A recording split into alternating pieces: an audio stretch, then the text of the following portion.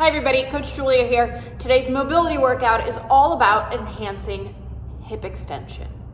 Okay, so if you or your athletes really struggle to get good extension, right, to finish a lift, whether it's a clean jerk or snatch, right, because of inhibition or tightness in the front of the hip, or they don't really get that full extension through the knee, then some of the stuff that we're going to do here today is going to help them better achieve that without a barbell, right? We're talking about their inability to hit some of these positions because of lack of stability or range of motion through their hips. So let's see what we're going to do today. All you need is a foam roller and a small step or a plate that you can step up onto.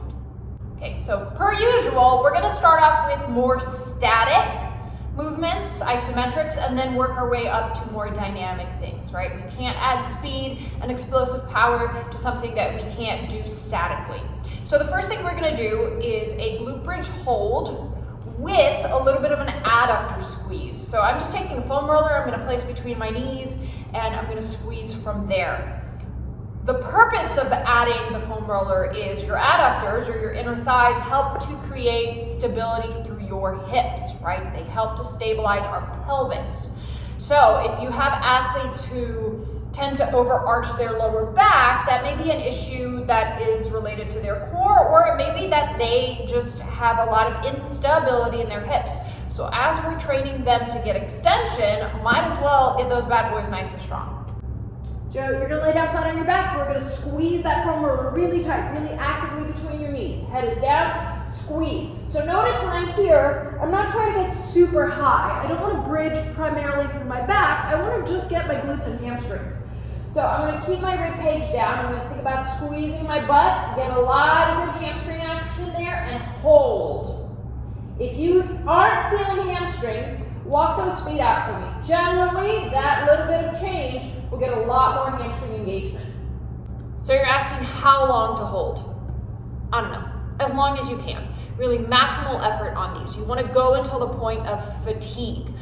Once we get there, that's when we start to get more neuromuscular recruitment, right? Your brain starts to go, oh, hold on a minute, I gotta start getting more things to fire, and that's what we want. So as you go through this workout, when it comes to the isometrics, it's max effort. You go until failure.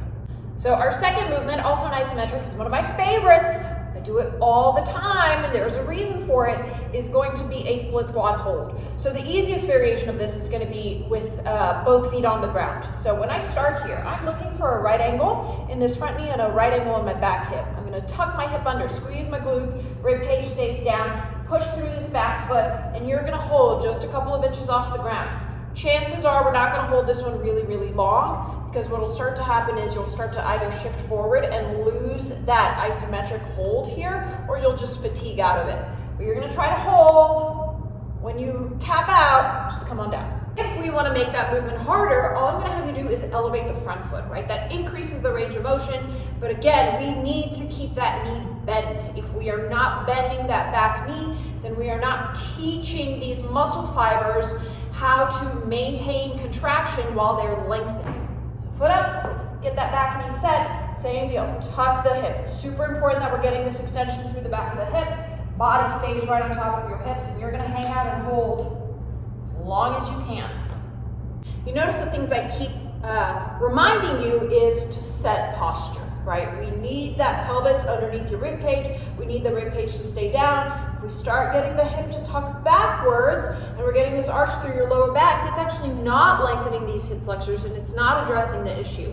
So the way in which you do these exercises is just as important as the exercises themselves. So we've done a couple of isometric movements, right? Just really focusing on getting a lot of glute hamstring, adductor firing, and then feeling a lot of that length through the front of the hip.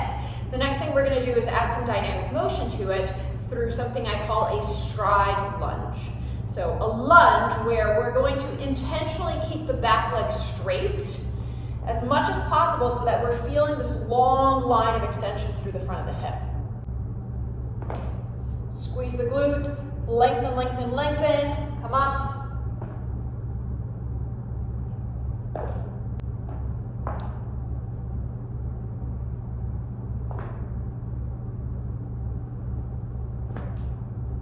Okay, the last movement in this series is going to be an explosive single leg step up. Okay, so we're starting to add the same qualities that we found in that stride lunge, and we're just adding more speed to it.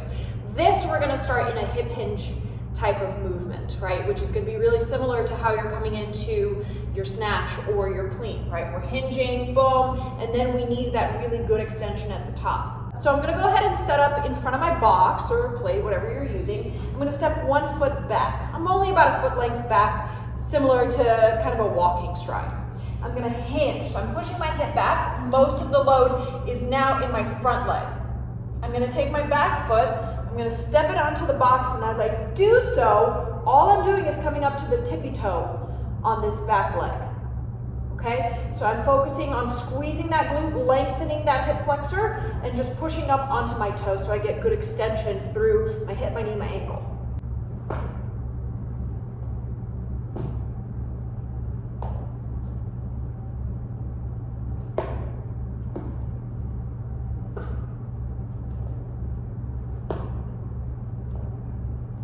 Notice I'm adding arms to this as if I'm running. This is generally used as a running drill, but there's a lot of good mechanics in there that can be useful for the lift if you really struggle with feeling that fast extension through the whole leg, right? So we're just addressing it one leg at a time, but if you're gonna use it for other skills like your sprints, then you can go ahead and add that arm work in there.